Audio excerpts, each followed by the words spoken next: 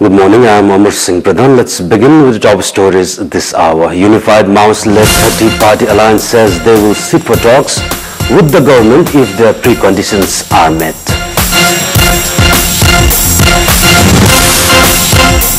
Foundation stone for a 100-feet world peace colors laid in Bubbling move targeted at promoting religious tourism. Ukrainian government and rebel forces exchange dozens of prisoners, pullback of heavy weapons to follow under Minsk truce. And Afghanistan posts 232 runs against Sri Lanka in the ICC World Cup. India to take on South Africa later today in a high-profile encounter. Unified Maoist-led 30-party alliance has expressed its willingness to sit for talks with the government. A meeting held at the Unified Maoist Parliamentary Party office said that if there was an environment for positive dialogue, they were willing to hold talks. The alliance meeting said that the Prime Minister Sushil Koirala's call for the parties to come to talks as positive. The parties have also decided to hold extensive unofficial discussion. The statement comes when the parties have not been able to hold formal talks. The Unified Maoists have been demanding the questionnaire committee to be scrapped as a precondition for the dialogue. But with both the sides sticking on to their demands, consensus has been elusive. The alliance has called for a mass assembly on the 28th of February as a show of their strength. The meeting also discussed ways to make the demonstration successful. Unified Maoist senior leader Baburam Bhattarai has said that unless majority procedure of the Constituent Assembly is abolished, his party would not be ready for talks. Speaking at the press meet organized in the district headquarters of Salyan, Khalanga yesterday, Bhattarai said that the dual identity of the ruling coalition was inviting trouble. He said they were on one hand talking about forging consensus between parties and on the other hand moving ahead with the procedure. He also pointed out that the call for talks by the government was a game of ending their protest programs. Bhattarai warned that his party was busy with nationwide campaigns for now, but if efforts for consensus were not made by the 28th of February, they would hold decisive protest. He said that the public would decide the nature of the decisive protest program. And it's now time for our segment Public Pulse, where SMSs with their opinion.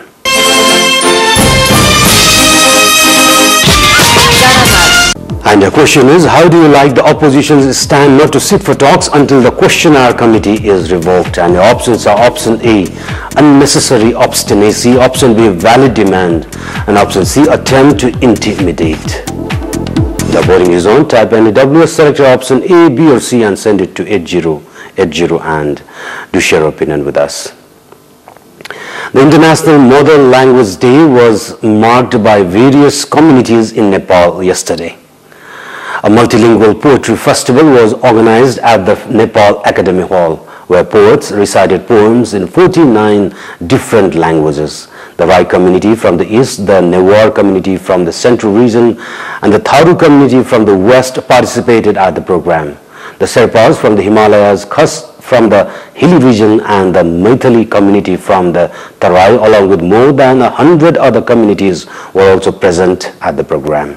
Although the poems being recited in mother tongues were hard to understand, the event reflected the rich diversity of languages prevalent in Nepal and highlighted the urgency to preserve them.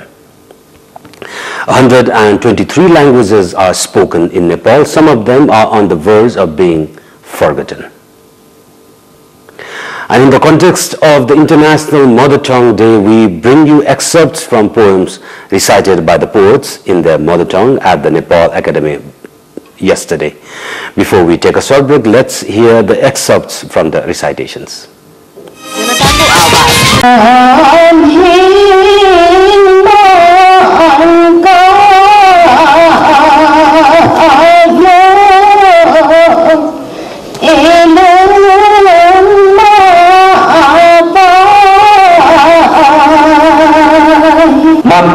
Narinang Chamustan, Kitana, Janu, Iki Kothi, Jamucho, Ayar, Homintu. पहले सबों से मेरा ये पैगाम है, लिख लीजिए पता जो आता कभी जिंदगी में काम है। छलबामै चम्ला भात पाक्दछ त्यो भोकारा पेट ज्यारी क्यारी एकै छाक तात्दछ रिचुलुङका पारिथा ngân lupa sakpu gagi mereka tukar mereka tukar के मिन्चर होता को मान दोसी नहीं खायन में संविधान की खखा भाले न खला खाइनो शिशो मुचु तार तहर बिफाना नोर भाई सोनो धरी खिलाई यो बने फैसी खिलाई हौदीरी लैदिन ये से ने लुने तो यो सबरे हते अच्छे की तरह नमिन चिले ये से ने लुने तो यो सबरे हते अच्छे की तरह नमिन चिले with upcoming news.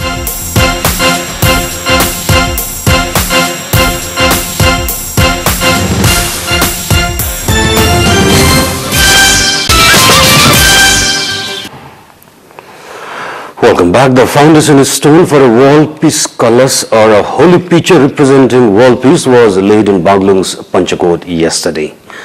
The location is said to be the place where the Hindu mythological character Ravan had meditated. The move is to promote the location as a tourist site.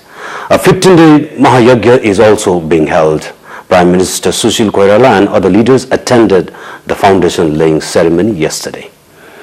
Representatives of non-resident Nepalese, Upendra Mahato and others were also present. Speaking at the program, political party leaders said religious tourism could provide a major economic boost to the country. The Mahayagya is expected to collect 3 billion rupees in 2 weeks. 2 billion of it will be spent on building the monument. The picture will be 100 feet tall. A 5,055 kilometer bell will also be put up. 108 pots of tulsi plant will also be set up. Pandit Kamal Nayan Acharya said he wanted to develop the location as a Shakti Peeth. Mahato has pledged financial assistance for the construction. The Meteorological Forecasting Division is planning to establish a modern and well-equipped weather center in Kathmandu. Weather forecasting and disaster management falls among the top priorities of many developed nations. But in Nepal, the weather forecasting system is still outdated due to the failure to introduce modern technology and equipment to get accurate weather readings. The division with its current resources is able to predict weather for 2 to 3 days only. To prevent this, the government is aiming to establish a new international standard weather center to improve its weather forecasting capabilities. The project is being funded by the World Bank and will be constructed at the old site of the division office in Babar Mahal. The project is expected to benefit various quarters including farmers, disaster management bodies, tourism businesses and civil aviation experts among others. The 5-year project carries an investment of $25 million and is expected to be completed by 2018. And time for some international news. Ukrainian government and rebel forces have exchanged dozens of prisoners a week after a ceasefire came into effect in the east of the country. A total of 139 Ukrainian soldiers were freed and 52 rebels. The exchange is the first step carried out successfully under the terms of the 12th February Minsk agreements brokered by France and Germany. Later yesterday, the rebels reportedly agreed to begin a pullback of heavy weapons, another key part of the truce. The move comes as the US said it was considering serious sanctions against Russia following breaches of the truce. Nearly 5,700 people have died since the fighting erupted last April and some 1.5 million people have fled their homes according to the UN. The Ukrainian government, Western leaders and NATO say there is clear evidence that Russia is helping the rebels in eastern Ukraine with heavy weapons and soldiers. Independent experts echo that accusation. Moscow denies it, insisting that any Russians serving with the rebels are volunteers. The Nigerian army has retaken the northeastern town of Baga, held by Boko Haram militants since 3rd of January.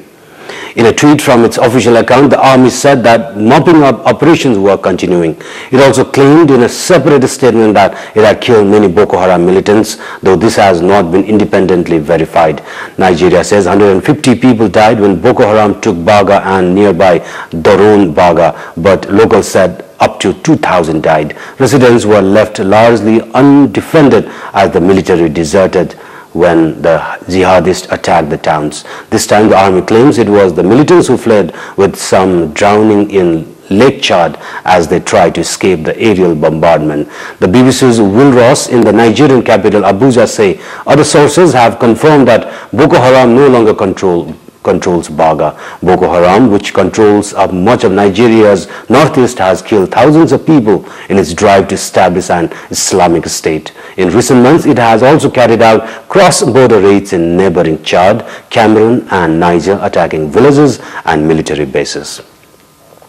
And with that, it's now time for another short break. We'll have more news do stay tuned. With upcoming news.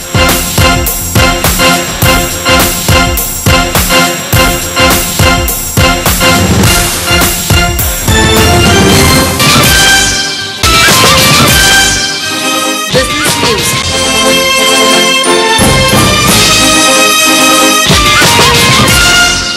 Welcome back. The government has begun preparation to privatize or terminate 7 different public corporations that have remained defunct or in the minimal capacity of functioning. According to the Finance Ministry's Corporation Coordination Division, the non-operational corporations are due to be privatized shortly. Meanwhile, the Ministry for Industry has sought permission from the Finance Ministry to begin privatization of 5 industries under its jurisdiction. The Finance Ministry said that it would reach a decision only through a meeting of its privatization unit. The industries proposed for privatization are Metal Company, Butwal Thread Company, Bilgan Sugar Factory, Orient Magnesite and Nepal Drugs Limited. Among them, the Metal Company has been languishing without any production for a long time. Likewise, Butwal Thread Company and Bilgan Sugar Factory are also shut down, while Nepal Drugs Limited too has remained defunct for long. However, the Commerce Ministry has been reluctant to consent the Finance Ministry's proposal to privatize National Trading Center. The center has been facing consistent loss in the recent years. Likewise, the Transport Ministry hasn't yet permitted the suspension of Nepal Railway Company. The government has delayed formulating working strategy on sending women workers in Gulf countries. This has compelled the female workers to opt for illicit means to venture into Gulf countries. The Foreign Employment Entrepreneurs Association said that recently many women went to the Gulf countries through Indian routes or paying exorbitant charges to brokers at the airport. The situation has emerged since the authority has remained undecided on foreign employment strategy even in the span of 6 months. A couple of weeks ago, the Nepali and Indian officials jointly devised a provision making it compulsory for Nepali women to seek permission from the embassy in New Delhi while heading for foreign countries using Indian airport. But this had added more problem to the scenario. The women workers haven't been able to depart using the country's airport since the Foreign Ministry has yet to endorse the strategy drafted by the Labour Ministry. Following several complaints of Nepali women being exploited in the Gulf countries, the government barred the women workers from entering the region since last August. As per an official statistics, as many as 10,000 Nepali women head for the Gulf countries for employment annually. And time for sports update. News. Afghanistan has posted a total of 232 runs in a World Cup match against Sri Lanka today. In the match played in New Zealand, Afghanistan began the inning well but were unable to sustain the pressure later on. Losing wickets at regular interval, the Afghan inning finally folded in the last over for 232 runs. Stenik Jai top scored with 54 runs to give some respectability to the total. Lasit Malinga and Angelo Matthews picked up 3 wickets each for Sri Lanka. Chapa 11 has claimed the Virat Gold Cup title, defeating departmental club Tribhuvan Army 2-1 in the final yesterday. Khamir Gilsan and Karnalimbu scored a piece to guide Chapa to victory at Biratnagar Stadium. Chapa, who lost on all 3 occasions to Army this season, took the lead in the 6th minute through Khamir. Karnalimbu then doubled their scoring in the 24th minute. Army, who lagged behind by 2 goals in the first half, reduced the deficit in the 84th minute through Tanka Basnet. But no more goals were scored after that and Chapa won by 2-1. Chapa's Dinesh Thapamagal won the best goalkeeper award while the best defender went to Army's Jitendra Karki. Army's Tanka Basnet was declared the best midfielder and Chapa's because Kantipur was adjudged the most outstanding player of the tournament. And before we wrap up, a reminder of the top stories once again. Unified Mouse-led 30-party alliance says they will sit for talks with the government if the preconditions are met.